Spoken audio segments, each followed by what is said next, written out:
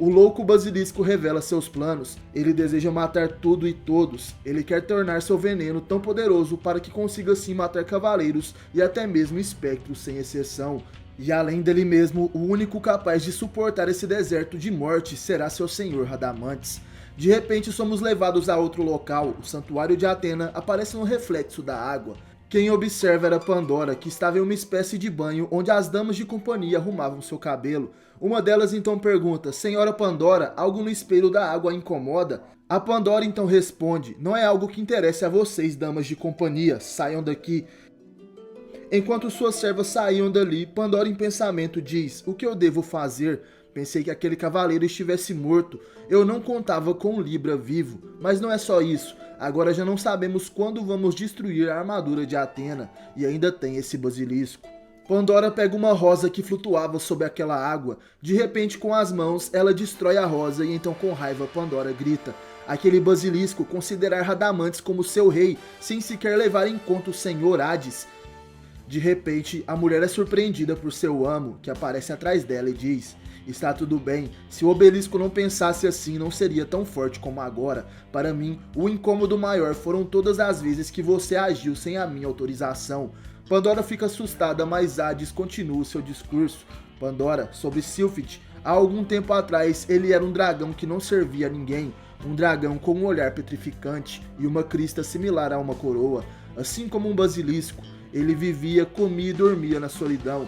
Não reconhecia ninguém como mais forte do que ele mesmo, mas certo dia ele foi derrotado. Finalmente ele encontrou aquele gigantesco homem que não pôde matar e com quem podia coexistir. Finalmente o basilisco se deu conta de sua própria solidão, e cheio de toda essa gratidão e adoração, ele retirou sua própria coroa, assim se curvou diante de Radamantes de Wyvern. Pandora então diz: Eu sabia, não vou perdoá-lo por mostrar lealdade a alguém que não seja você, senhor Hades. Hades então responde Pandora: Está tudo bem, os sentimentos verdadeiros são a fonte que fazem os humanos mais fortes. É aquilo que bate a cada pulsação, junto do sangue que flui sob sua pele. Porém, eu não necessito mais disso. Enquanto olha seu reflexo na água, Hades diz: Não necessito de nada além da cor verdadeira. Voltando ao santuário de Atena, vemos a luta entre Doku e o basilisco, que continua enforcando o cavaleiro, e em pensamento Doku diz: a concentração desse veneno está aumentando, será essa a essência do vento do basilisco? Aquele vento passa pelo santuário e até mesmo as flores que nasciam estavam murchando. De repente, o espectro bate suas asas e então diz: não haverá vida alguma depois que eu desdobrar as minhas asas. Você também se tornará parte dessa terra desértica, Libra. E em um piscar de olhos o basilisco dispara seu ataque, o voo da aniquilação. Aquele golpe joga Doku para longe, Doku acaba caindo nas escadarias e Sylphid se aproxima aos poucos, e então ele se pronuncia: com isso, meu senhor será o único humano que terá o sangue de um deus em seu coração, e também assim desaparece a possibilidade de ressuscitar a armadura de Atena. Sua cabeça será um presente ao meu senhor. O derrotado Doku permanece em silêncio, enquanto o espectro se aproxima, porém de repente, um golpe acerta a cabeça de Sylphid. O elmo que representa sua coroa voa para longe, e ele então fica surpreso com aquilo, e então diz: mas o que? É impossível, você recebeu o meu vento envenenado. Doku então queima seu cosmo, enquanto ele se levanta, e sorrindo ele também fala: que pena, não sei nada sobre seu mestre, mas seu vento, que só conhece a desolação, não fará efeito em mim. O tigre feroz não será vencido pelo vento envenenado. Agora é a hora do meu contra-ataque. E enquanto isso, em pensamento, o espectro diz: isso é impossível. Até agora o único que se levantou depois de receber o meu ataque, voo da aniquilação, foi o senhor Radamantes. Como ele pôde permanecer de pé também? O invencível Doku que se levanta perante o vento envenenado, deixa Sylphid surpreso e seu elmo aos poucos cai dos céus. Doku então se pronuncia: realmente é uma pena. Você escapou da solidão do deserto que seu próprio vento envenenado criou, fugindo e se escondendo debaixo das asas do Wyvern, fazendo dele o seu senhor. Um vento covarde como esse nunca vai ter efeito contra mim. Doku queima sua energia intensamente e o basilisco pergunta: o que você disse, covarde? Retire o que você disse. Eu me tornei mais forte depois de encontrar o senhor Radamantes. Você acredita que escapou do deserto? Está totalmente enganado. Assim como os outros idiotas, você fará parte do meu deserto. Não me preocupo com as pessoas que morreram sem sequer conseguirem me tocar. Os idiotas como eles não deveriam existir desde o início. Sylphid carrega seu cosmo no punho, ele ataca diretamente Doko. Porém, o cavaleiro consegue desviar daquele golpe e segura Sylphid com seus braços. O cavaleiro de Libra então diz: está vendo, eu te toquei. O espectro então grita: seu maldito, está enganado. Nesse momento, o vento do basilisco começa a rodeá-los. E Doko então fala: receber o seu vento envenenado foi igual à fragrância daquelas rosas. Ele também era um homem que se afastava das pessoas, Alba fica de peixes, mas ele era forte. Viveu evitando as pessoas por causa do veneno mortal que carregava em seu sangue. Até seus últimos momentos não teve contato com ninguém e morreu na solidão. Nossos corações estiveram conectados, ao menos isso é o que eu penso. Deve existir alguma forma para que você possa viver sem machucar as pessoas. O espectro começa a rir e responde Doko: não me interprete mal, Libra. O meu prazer em servir o Senhor Radamantes é maior do que qualquer outra coisa. Para mim não existe outra forma de viver. Naquele momento, com seu braço que estava livre, Sylphid prepara um ataque contra Doko. E sem outra escolha, o Libriano quebra a coluna do basilisco. Em suas últimas palavras, o basilisco diz: seu corpo é quente. Também é assim o das outras pessoas? Doko responde que sim, e diz que o do basilisco também era desse jeito. Assim o espectro morre com um sorriso no rosto. Doko deixa no chão o corpo de seu adversário e então anda em direção à estátua de Atena. Em pensamento, o cavaleiro diz: Défteros, você chegou ao ponto de pôr o sangue de Atena em meu coração, até onde sabia de tudo isso ao me curar. Por que teve que esconder isso de mim? De qualquer maneira, devo me apressar. Assim irei completar essa missão e dou este sangue à estátua de Atena. Doko, com suas últimas forças, chega aos pés da estátua da deusa. Porém, o que era inesperado acontece. Cagarro, o espectro de Bennu, esperava. O que acontecerá agora que Doko e Cagarro estão frente a frente novamente, após derrotar os espectros Gordon de Minotauro, Queen de Auraune e Sylphid de Basilisco? Doko utiliza suas últimas forças para chegar aos pés da estátua da deusa Atena. Porém, o inesperado acontece. Cagarro, o espectro de Bennu, esperava. O cavaleiro se surpreende por um instante, mas rapidamente grita o nome de Cagarro com toda a sua ira. O espectro voa na direção do cavaleiro, que tenta acertá-lo com um soco, mas foi em vão. Cagarro desvia e acerta Doko na cabeça. O cavaleiro de ouro cai aos pés do espectro de Bennu, que diz: parece que você se recuperou por completo. E então Doko pergunta: me diga por quê? Por que você me salvou do castelo de Hades e por que está neste lugar agora? E então a resposta de Bennu vem à tona: eu estava te esperando. Sabia que mais cedo ou mais tarde traria com você o sangue de Atena. Doko fica surpreso, mas acredita que aquele plano seria impossível. Ele pergunta a Cagarro: está me dizendo que tudo isso foi um plano seu, sob as ordens de quem você estava agindo? Cagarro dá as costas para o cavaleiro e então começa a rir. Ele diz que aquela era uma pergunta muito estúpida. Cagarro olha para trás e então revela: é claro que foi o Senhor Hades, eu sigo as ordens dele e de ninguém mais do que ele. O desejo do Senhor Hades é obter a armadura de Atena. Doko, se apresse e entregue à estátua de Atena o sangue da deusa que tem em seu interior. Eu terei que arrebentá-lo para isso? Faça logo sua escolha. A chegada de Cagarro deixa Doko encurralado. O espectro mostra toda a verdade para o cavaleiro.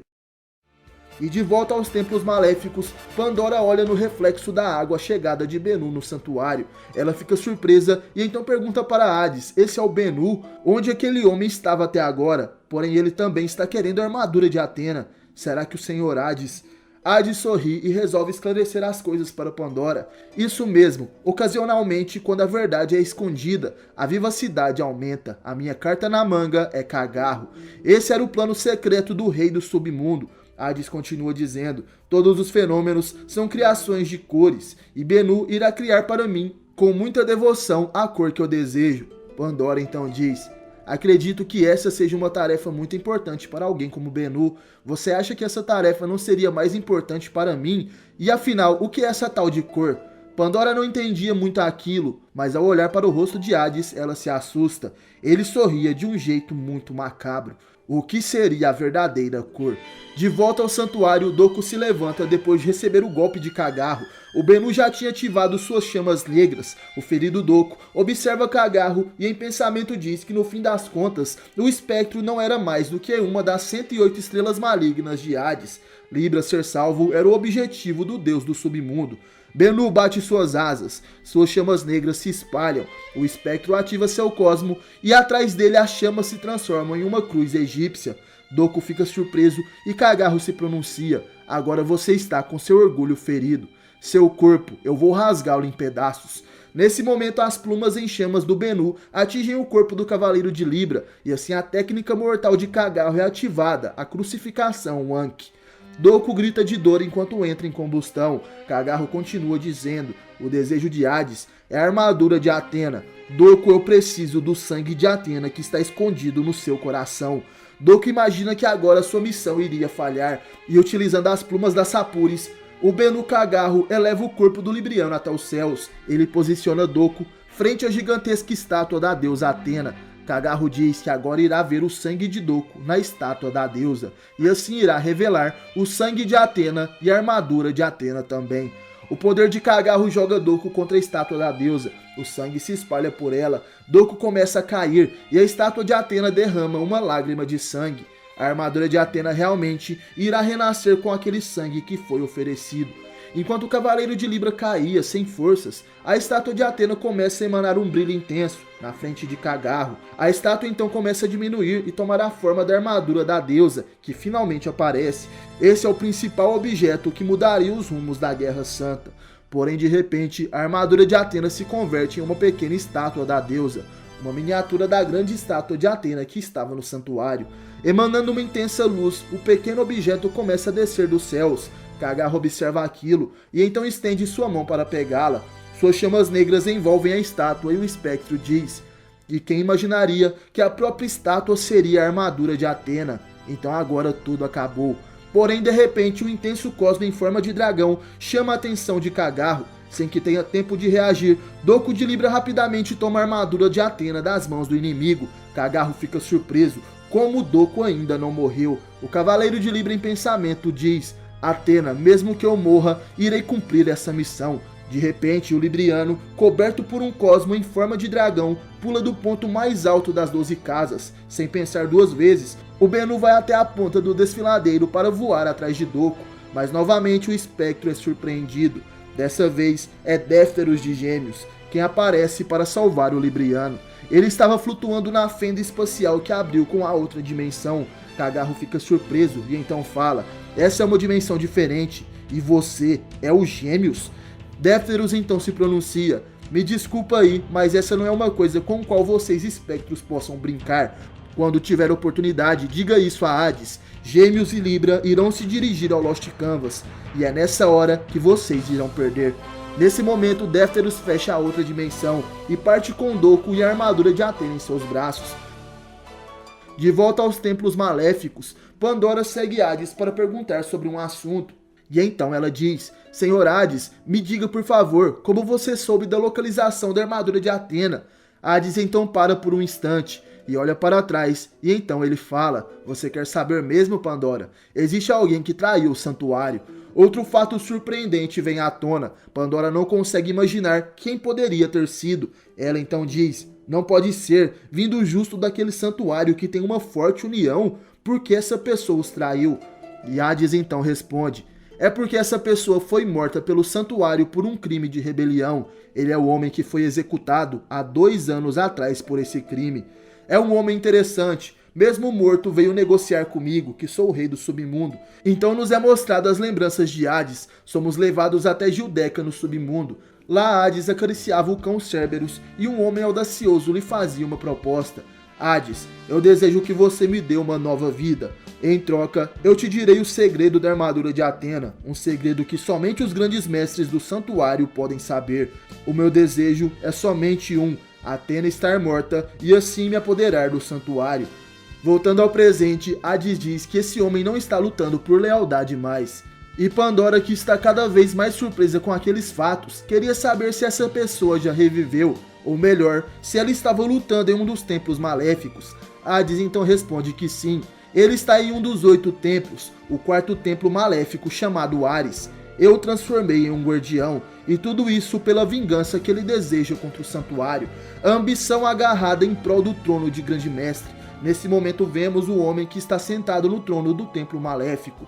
Sua identidade ainda é desconhecida, mas presenciamos sua obsessão por ser o Grande Mestre. Ele utiliza algumas vestes e proteções que lembram a do mestre do santuário, porém conseguiu exalar uma presença maligna. De repente, aquele homem misterioso diz: finalmente parece que a armadura de Athena foi levada para fora do santuário, Senhor Grande Mestre Sage. Mesmo se tornando uma parte morta do Lost Canvas, parece que sua imponência ainda está em boa forma. Me diga como era o mundo que você via sentado no trono de Grande Mestre. Você ter roubado o posto e até mesmo a armadura que seria do seu irmão mais velho, Hakurei, há 200 e poucos anos atrás, e ainda assim ter continuado olhando para baixo. Certamente deve ter sido uma sensação maravilhosa, na verdade. Mesmo sendo no segundo lugar, você me disse que eu seria o primeiro na sucessão no posto de Grande Mestre. Não se importa mesmo que eu consiga obter a armadura de Athena? Eu vou dominar o santuário com essa força. Naquele momento, o homem misterioso discutia sozinho com a imagem pálida do antigo Grande Mestre Sage, que aos poucos desaparecia no ar. Seus planos eram malignos. Ele quer botar suas mãos na sagrada armadura de Athena. Não perca o próximo episódio de Cavaleiros do Zodíaco The Lost Canvas aqui no canal Sempre Quis Saber. No mais, obrigado por assistir o vídeo até o final. Valeu, falou, tamo junto e até a próxima. Você já sentiu o Cosmo?